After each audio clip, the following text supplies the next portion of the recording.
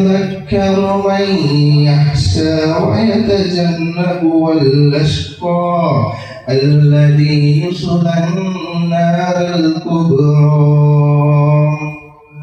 ثم لا يموت فيها ولا يحيا قد أفلح من إياك نعبد وإياك نستعين اهدنا الصراط المستقيم صراط لمن حمده الله أكبر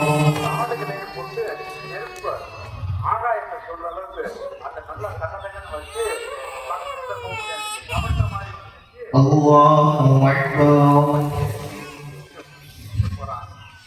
الله في جنة عالية لا فيها عين زارية فيها سرور مرفوعة وأكواب موضوعة إلا من ترى الله وكذا. இதனுடைய பின்புலம் இறைவனுக்கு செய்யக்கூடிய கடமைகள் ஒரு இறை நம்பிக்கையாளனுக்கு இருப்பதை போல் பூமியில் மற்ற மனிதர்களுக்கும் செய்ய வேண்டிய கடமைகள் அவனுக்கு இருக்கின்றது. அந்த கடமைகளை மனிதர்களுக்கு மத்தியில் உள்ள வெறுப்பு, பகை, குரோதம் இதற்கு மத்தியிலும் அவன் நிறைவேற்றினால்தான் அவன் இறைவனுக்கு பிரியமான இறை நம்பிக்கையாளராக இருப்பான்.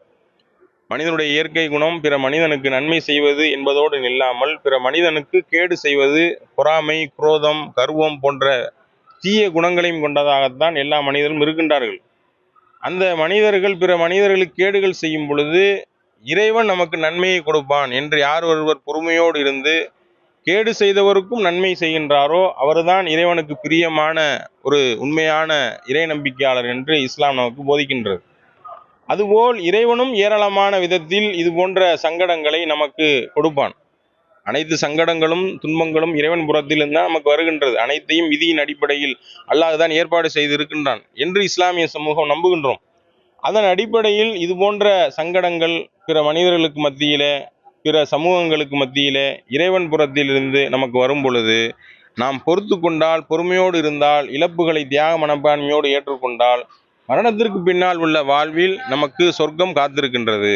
இதுதான் இஸ்லாம் போதிக்கக்கூடிய அடிப்படை அறிவுரை. அதை நினைவுகூறும் விதமாகத்தான் இந்த ஹஜ் பெருநாள். அதை நினைவுகூறும் விதமாக இப்ராஹிம் நபி என்ற இறை தூதர் வாழ்ந்தார், செயல்படுத்தி காட்டினார். அதை வரலாற்றில் அல்லாஹ் திருமறையில் குறிப்பிடுகின்றான். அவரை நினைவு கூர்ந்து ஒருவரை போல் தியாக மனப்பான்மையோடு பொறுமையோடு நம்முடைய வாழ்க்கையில் நாம் பயணிக்க வேண்டும் என்பதைத்தான் இந்த ஹஜ் பெருநாள் நமக்கு அறிவுறுத்துகின்றது. அதன் பொருட்டாகத்தான் இங்கே நாம் பெருநாள் தொழுகையை தமிழ்நாடு தௌஹீத் ஜமாத் மஹூபாளையம் கிளை மதுரை மாவட்டம் சார்பாக நிறைவேற்றி இருக்கின்றோம். அனைத்து மக்களும் பொறுமை, தியாக மனப்பான்மையோடு தங்களுடைய வாழ்வை கடந்து அனைத்து மக்களுக்கு மத்தியிலும் மனிதநேயத்தோடு இரக்கத்தோடு இருக்க வேண்டும் என்பதைத்தான் இந்த பண்டிகை நமக்கு அறிவுறுத்துகின்றது. அதை கொண்டாடும் விதமாகத்தான் இந்த தொழுகையை நாம் நம்முடைய ஜமாத் சார்பாக நிறைவேற்றியிருக்கின்றோம். நான் கலீல் ரஹ்மான், மதுரை மாவட்ட பேச்சாளர், தமிழ்நாடு தௌஹீத் ஜமாத்.